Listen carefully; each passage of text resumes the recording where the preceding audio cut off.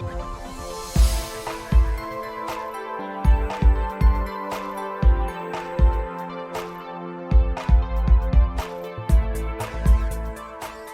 so we're really happy how this has gone down. It's nice and smooth, usual thing with MRPs, very nice. You can see we've got a little bit more post shading going on the underside. Obviously it would be a little bit more dirty, going to be a little bit more bleached and weathered on the top. Okay, so what we're going to do is going to come in with MRP 186. Now this is the interior colour, but I think it's going to work well for bleaching. So what we're going to do, I'm just going to grab our airbrush. We'll put that from yesterday. Okay, we're not going to need tons of this because we're not trying to repaint the entire model. What we're trying to do is just bring out some of the details, and really, because it's just a grey lump, is break it up. And when you do look at pictures of foxbats, they're very bleached. Okay, so a little bit odd. You probably want your air pressure a little bit higher than you normally would, because what we're trying to do is fade panels. We're not trying to put in detail. So the higher the pressure, the more of the spread, the more softer the look to it. And that's the achievement, or the goal we're trying to get here, what we're trying to achieve. All right. So centers of panels, as you might imagine. All right. So we're just going to pick out these down in here. So I'm just going to lightly work this around. And again, we're not trying to make a game changer here. We're just trying to lightly distress and alter. Okay, and I call it sort of Tetrising. You're not trying to just colour the entire panel in, you're just trying to break it up a little bit. So this maybe means just coming in with some little shapes, but it is more in the centres of the panels than anything. Okay, so that's why I try and just keep these quite random. And again, it's supposed to be a weathering process, and all weathering is technically light at this stage. We're going to come through a little bit later on, and we're going to do some quite quirky things to this with oils and all of those things, but for the moment we're just trying to break things up. And also, if you find yourself in a situation, hopefully you can see that coming through now, where perhaps the pre-shading is a little bit too strong and you want to knock it back, we've got some over there we'll do in a moment, then you can use this stage to do that. Okay, so what this does basically is it highlights the pre-shading you've done down there before, because it's going to accentuate that details just a little bit. Okay, so I'm just going to go around those just like that, just do a little bit around the front here, and again we're going to do quite a little bit with oils on this one.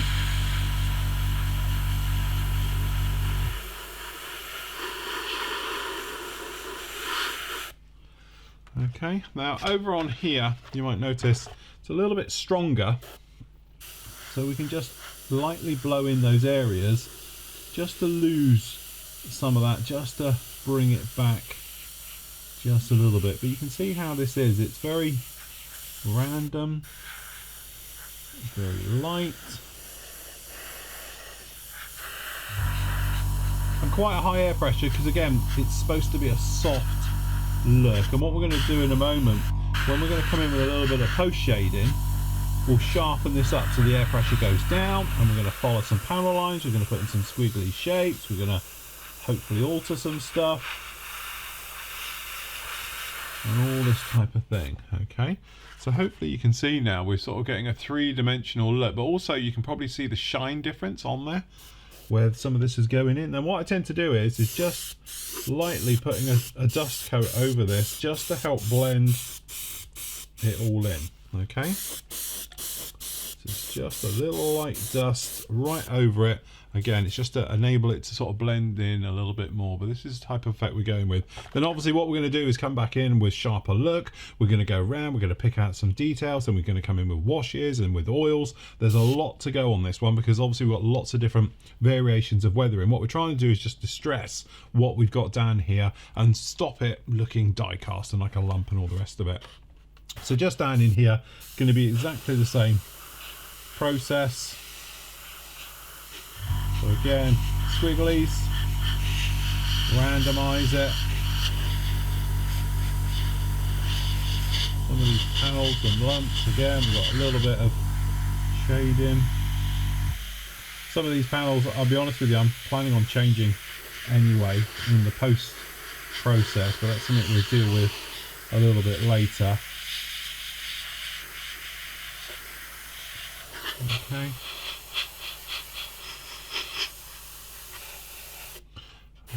Right the way over.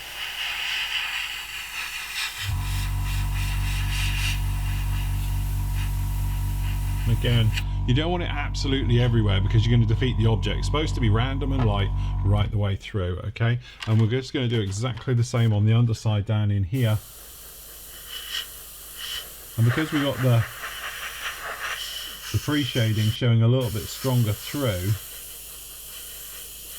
it'll probably be a lot more defined down in here.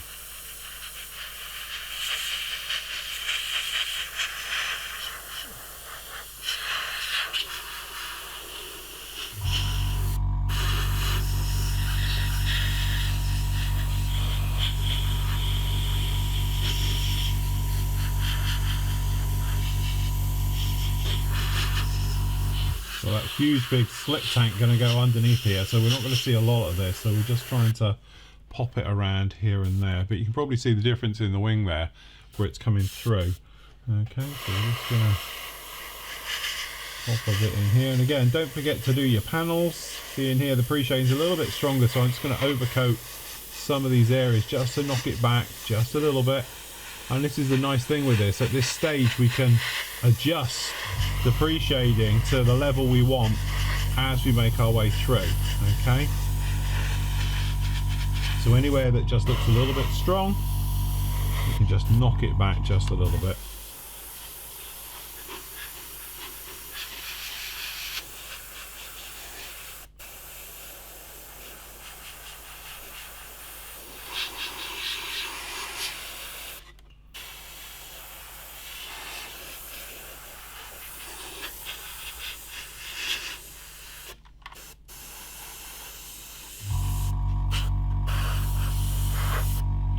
And then again, just a light, quick coat, just to blend.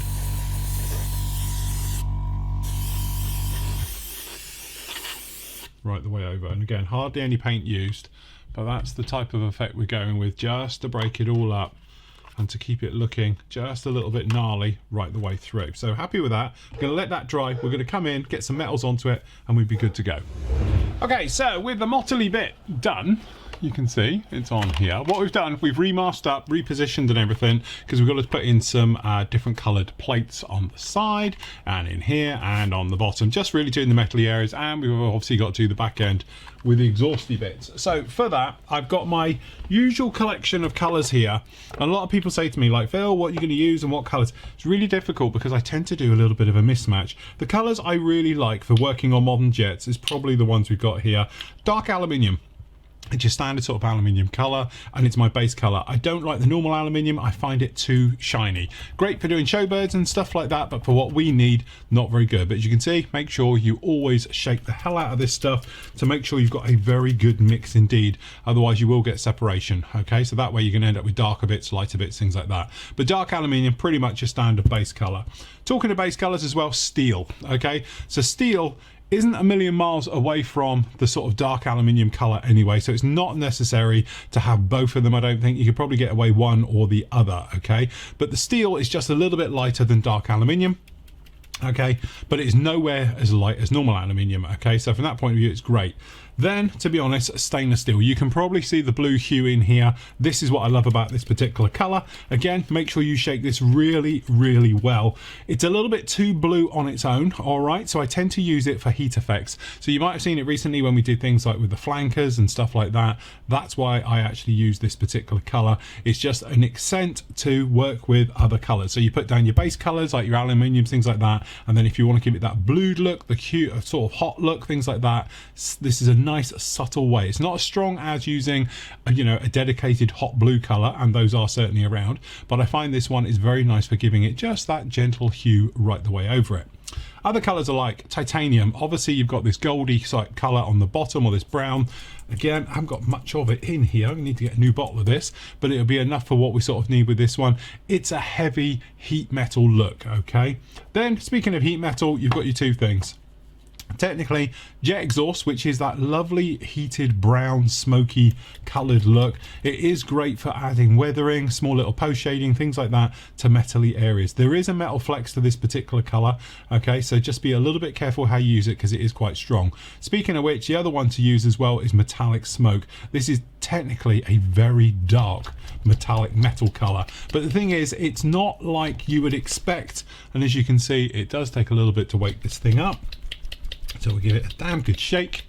Okay, get it all going. Okay, when this all goes at the bottom, continue to shake it just for another few minutes, just to make sure it is all very well mixed, which I'll do in a moment. The great thing about this particular color is it's a smoke, but it is still a metallic finish first. Okay, so think of it as a black metallic almost, things like that. So it's great for doing post shading, and that's probably what we're going to use this for really darkening down inside of panel lines, stuff like that. But again, we're going to do a lot more weathering with washes and oils and things like that rather than these. These are just for your base colors to go down. Okay, so from this point of view, what we need is obviously a darker color for the side. So if you wanted to, you could use this sort of titanium-y color.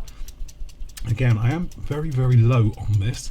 It's a shame I'm quite as low. I don't know if I've got another bottle. Just checking my thing here just to see if we have got another titanium, because I could do with it.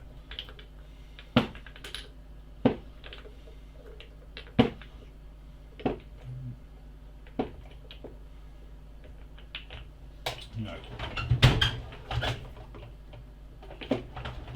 No, this is the only one I've got at the moment, which is a bit of a shame, but it is starting to mix up, and for what we're going to need, it's not going to be very much at all. If we can get this to mix in, as you can see down the bottom, I think it'll be okay for what we need, because this is going to do the side areas of the actual engine set itself. Okay, and then looking at references, it does tend to be the sort of dark color, and then what we're going to do, we're going to pop in afterwards with some post shading all around it, and I think we'll get away with that. I'm not going to mix all of that in. So usual thing, low air pressure. You're not going to need tons of this, that's why I know we're going to have enough in here. So we just check our flow coming through, very nice, very metally. All right, so what we're going to do, we're going to start with this area here. So making sure your masking is all pushed down. So we've masked up these panel areas.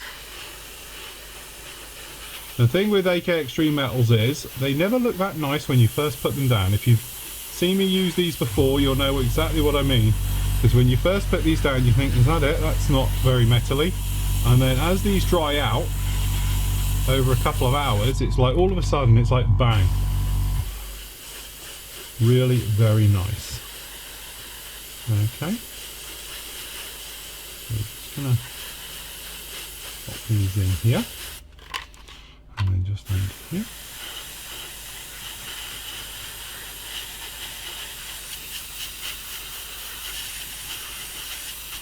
Okay, all of those are in, and then what we're going to do, we're just going to do the underside just at the rear part in here. You can probably hear it just crackling a little bit.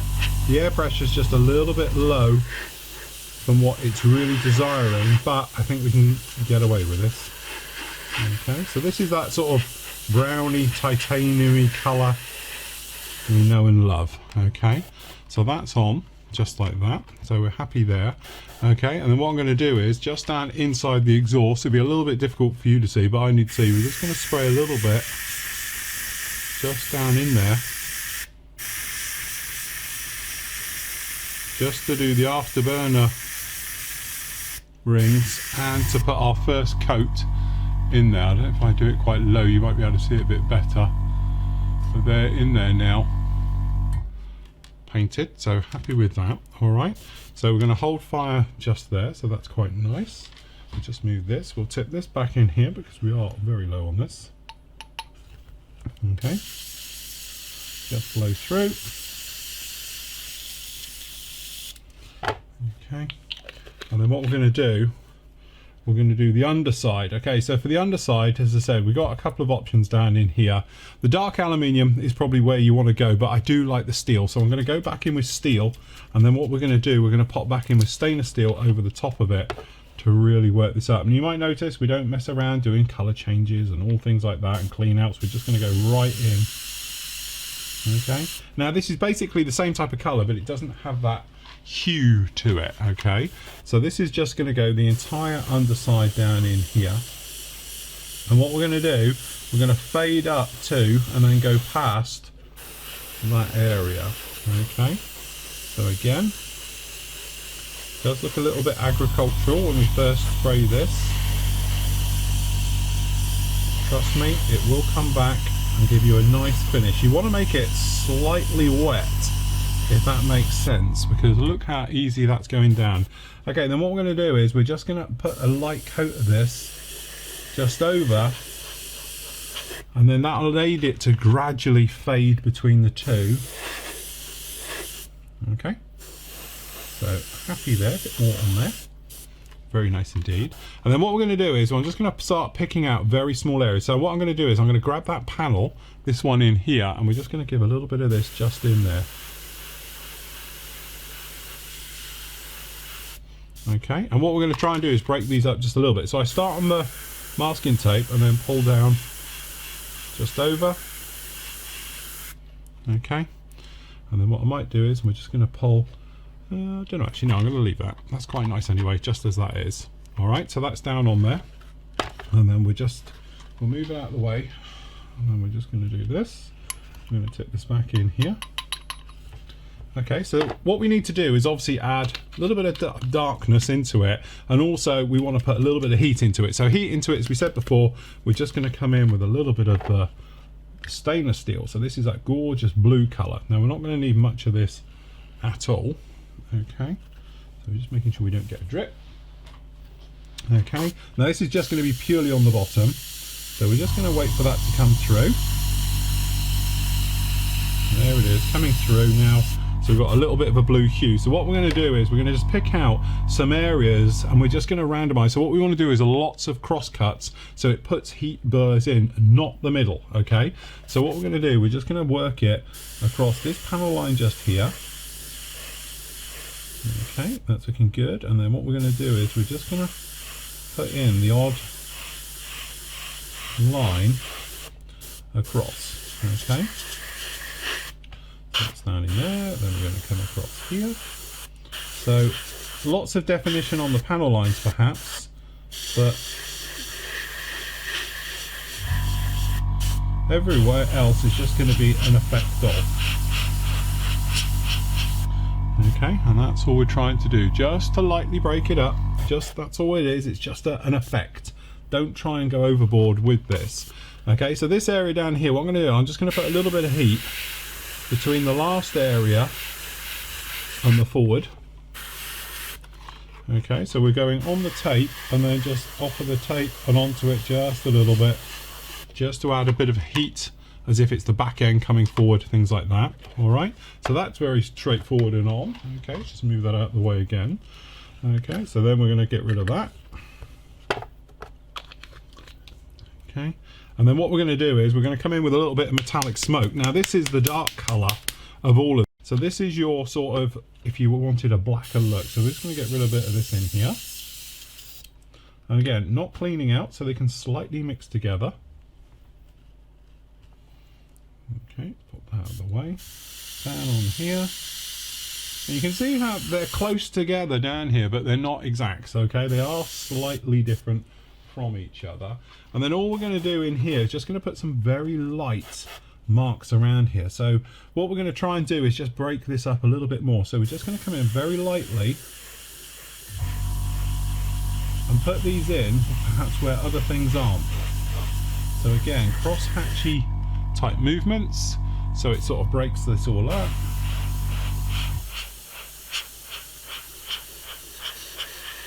Okay, just like that. And then what we're going to do is we're going to put one right at the beginning, so it almost looks like it's post shading for this type of thing. Okay, so we're just going where those areas are, and again we're going to work it right round the outside of these access doors and slightly over. So it's more around the outside than it is on them. Okay, and then perhaps this little panel, just a little bit in here. Okay, maybe a little bit. Going to have a giant fuel tank in here, so I won't worry too much, but just as the cylinder side joins the body. Okay, maybe a little bit just down in here where it joins the fin. Okay, maybe just a tiny bit on the back of these nozzles. So we've got a little bit of build up and things like that going down on there. Okay, then in here we're going to use it on panel lines. So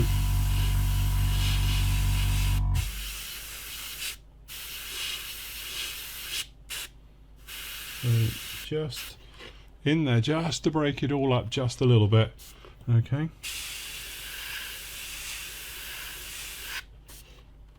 Just like that. And then down in here.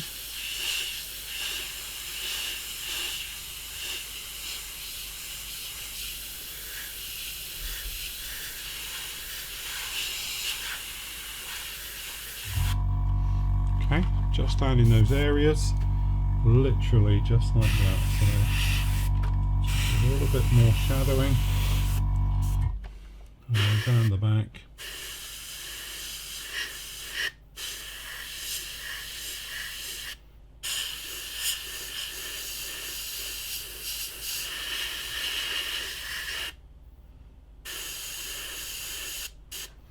Okay, we're just about a little bit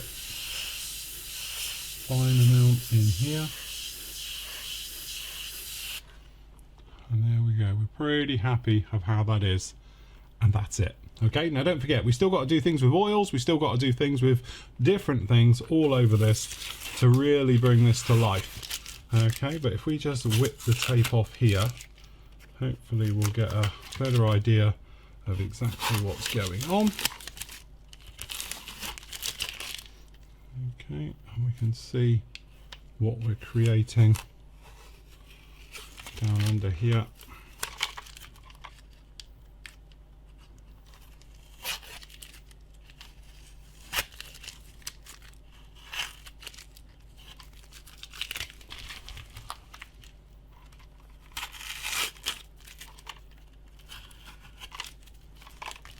Okay, let's take off the back end.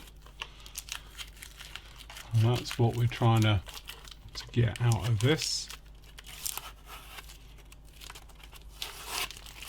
And there we go. So that's that bottom done. We're going to put some streaking in, some oils, some various things. Don't forget, it's got a big old flap that's going to come down here. We've got a tailplane that's going to come on here. We've got nozzles that have got to come on here. We've got a lot of stuff going on still, so it'll look a lot better when it's on. Once those are in, we're going to blend a lot of this through and everything else. But there we go. That's the metal sections all done. Just like that. Okay, so painting went fantastically well. Everything went really, really well. You see the metals underneath, that just worked an absolute treat. Love using the AK Extreme metals. Very straightforward, very, very easy. And then it all went wrong. Okay, so we knew we had a rattle, which is stopped. This is because I drilled a small hole just in here. I took some card glue, this stuff right here. I proceeded to squirt it into the hole, and for my point, I didn't think it was going in because this stuff is clogged up and a bit thingy. So I had it against me, squirting it in literally just like this, okay? All right, at this point, I suddenly noticed it was coming out the end and I was covered in it. So, okay, right, damn. I went like this, and at this point, to my horror, it started oozing out of the cockpit area, it was coming out of the wheel well, it was everywhere. I clearly overfilled the entire thing.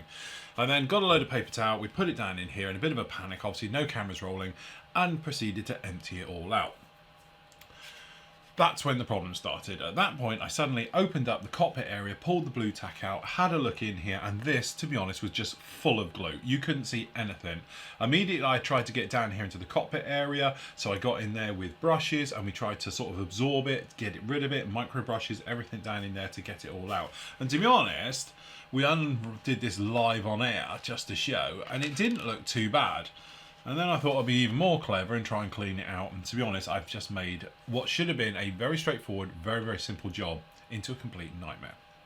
So what I've decided to do is to pull this off. And this is one of those good reasons, and we spoke about it on the live show if you've seen it, I always use Crystal Clear. Now, Crystal Clear is an amazing glue because if you use it on its own, it dries crystal clear. That's what it says on the bottle. This stuff, however, doesn't. And to be honest, that's where that stuff's going. I can't stand it. It's gone brown, it's gone yellow, and it's given me nothing but trouble since the day I've had it. This stuff I absolutely love. So what we need to do now is remove the canopy. Now that's why I use this as well. Hopefully we can show you now getting into this canopy, getting it off with no problems, okay? Then we should be able to soak this canopy. Even if we've got to repaint it afterwards, it isn't a problem. But we should be able to get in there or be able to polish out all of that detail. We can flat coat the inside as well because everything's really glossy in there and everything else without too many problems. And if we needed to, we could then cut our way in through the top. We could get that nose weight put down and welded in place properly once and for all. So I'm not going to use a sharp knife or anything else like that. We're going to use a little bit of brute force and ignorance to get this up. The reason for doing that, if you use a very sharp scalpel, the blade is so pointed we might actually make more damage than we need to do. So what we're going to do just to start with, again, it's going to be a little bit complicated because I need to get in here as well as you do. I know I can see the area where the canopy actually is. Now, you would always think that PVA glue would peel off very easily, but when this stuff is down and it's dry, it can cause you a little bit of problem. Also, the thing is that the canopy itself is in properly and it's glued on very nicely, and there it goes, and that's what we're hoping for. And it's come off in one, no problem at all. A little bit quicker than I thought, but that's it. Now, the great thing is we can get in here now and we can clean this up, we can repaint it, everything else like that. We can get this glue down here out of the way and everything, and we are good to go. All right, so this is it. The other thing as well, now you can probably see a little bit more the horrible mess we've caused down in here. So we can actually think about different ways to getting this off. To be honest, this stuff isn't like PVA glue, it is rock hard on there. So what I'm going to do to start with, we're going to soak it with a little bit of water. So what we do, we're just going to grab a dish. Let's grab one of these. Okay, to start with, we're just going to try water. So we're going to put this in, and we're just going to soak this. And PVA glue, by its nature, once it's hydrated again, goes a little bit soft, and then hopefully we'll be able to get in there, scrape clean it clean, and what we're going to do is dip the canopy. Hopefully we'll cure all the problems, and then we won't have to do too much with the outside.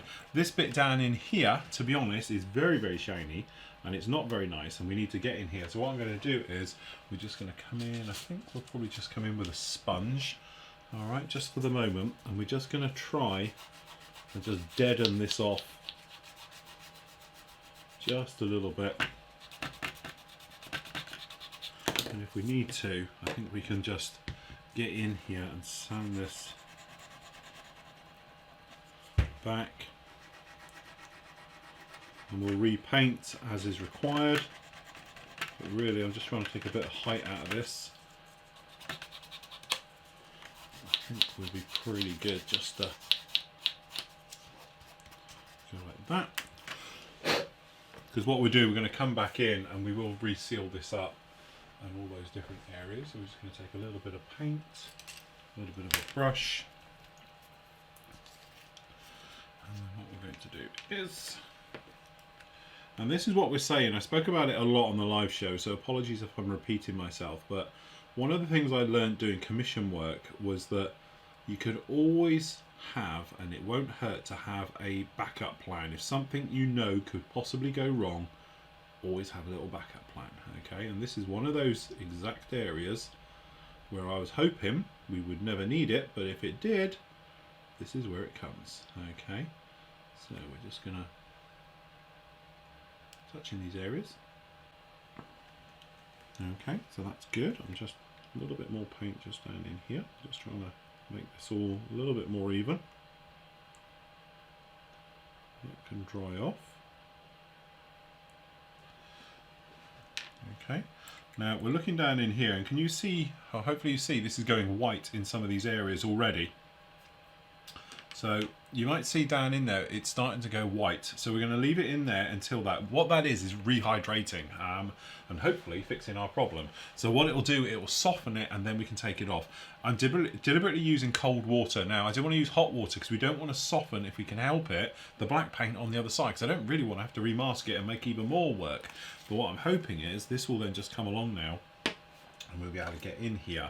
So if we just move this guy out of the way, we just show you what we're trying to achieve. Okay, we just take this out. And yeah, I can feel it, it's going soft. So that's actually really good news for us, because what I'm hoping is we're going to be able to scrape clean. I'm just scraping this with my nail and it's actually coming away. So what we're going to do is pop that back in there, make it sink.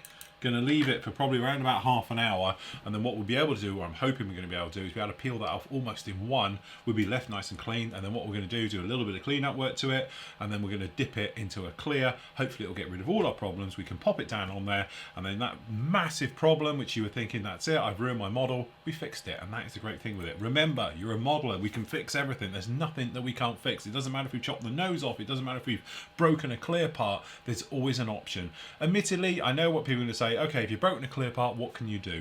Not a lot, but what you can do is disguise it. So i.e. you put a little bit of tarp over it, you know, a little bit of something just to cover up where the crack is without making it too obvious. Okay, there's too many times you see a model at a show and it's got a tarp all over the clear parts. It means he's cracked it, you know, but it's one of those things. It does happen, we are modelers, or try and get a replacement part. Most manufacturers, if you put your hand up and say, I've broken it, will usually send it for nothing. Sometimes they might charge you postage, things like that, but it is well worth it. But that's working, but it is going to take a little while because this card glue does dry rock hard, as opposed to normal PVA glue where you can probably peel it off. But there we go. I think we saved it. Right, we've been soaking for a while, so moment of truth. Let's see exactly what we've got. So, you just hook him out. Okay, we're just going to give a very light rub. And actually that feels very, very promising because I can't feel any resistance yet. Before I was getting a little bit of resistance. And you might see even on the outside we've got some white goo. And that is now rubbing off, which is good.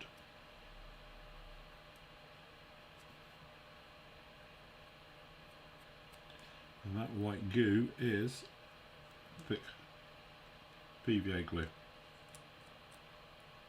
So happy with that, and actually, hopefully you can see that is crystal clear now. In fact, that's clearer than I thought it was going to be. So we're just going to grab a paper towel here. Because actually, I thought we was going to need to come in with buffing it and sanding it, but I'm hoping, and there we go. Amazingly, a couple of little marks there, perhaps. Which one of these is dry? I'm happy to report, some of these are on the outside actually, which is even better. We've saved our clear part. So it's crystal clear again. Just a couple of bits just on the outside. And there we go, we have saved it. So, what I'm going to do is, probably not going to put this on, we're just going to sit this in just to see how it's going to go. But there we go, it's seated back in there. And we have saved the day. Really, really happy with that. Now that is a save. In fact, it's that nice. What I'm probably going to do, to be honest, is leave it completely off because it's that nice a fit. We can do other things. We give this flat coat, satin coats, everything. I don't have to worry about rescribing that entire glasswork. So there we go. Very, very happy of how we've saved that, which is, to be honest with you, a lot better than I thought it was going to be. I thought we were going to need to get in there when we're going to polish it and sponges and re-dipping and everything else. I'm not even going to re-dip it because it is crystal clear, so I don't want to tempt fate and do other things to it. What happened now is hopefully some of these white milky areas just on the corners, they will go dark again and we'll be good to go. But no, I'm very happy with how we've saved that. So happy days are back on again. Right, okay, so that's fine. Fixed problem. Pretend it never happened. Let's get on and decal it. Okay, so we've started decaling, and to be honest, ICM decals are really nice, but they're very, very thin.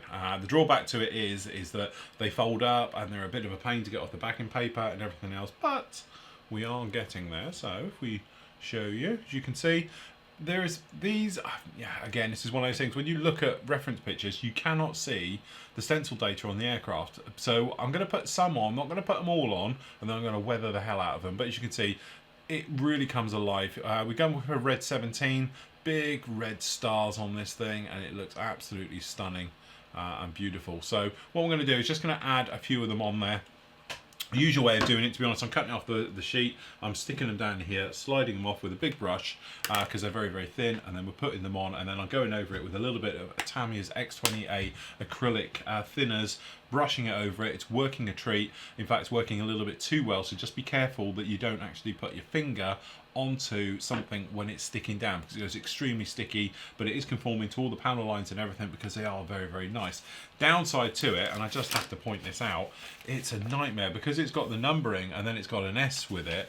You see on the close-up, these are very, very small and they're not exactly in order. I don't know why it's got an S after it, but it just makes things really, really complicated to go round. But as you can see down on here, there is lots of it. To be honest, top and bottom isn't so bad. But what I am going to do, as we said, I'm just going to pick out the bigger ones. Those ones will go in, the important ones. The rest of the smaller ones, I don't think you're going to see them anyway. And I am going to go over the decals. We're going to sand them slightly. We'll show about that once they've totally dried off and gone through. And then we're going to weather those in, and we're going to come in with oils and post shading after this one to really make it dirty. But so far, so good. Can't complain with the decals. They're just very, very thin.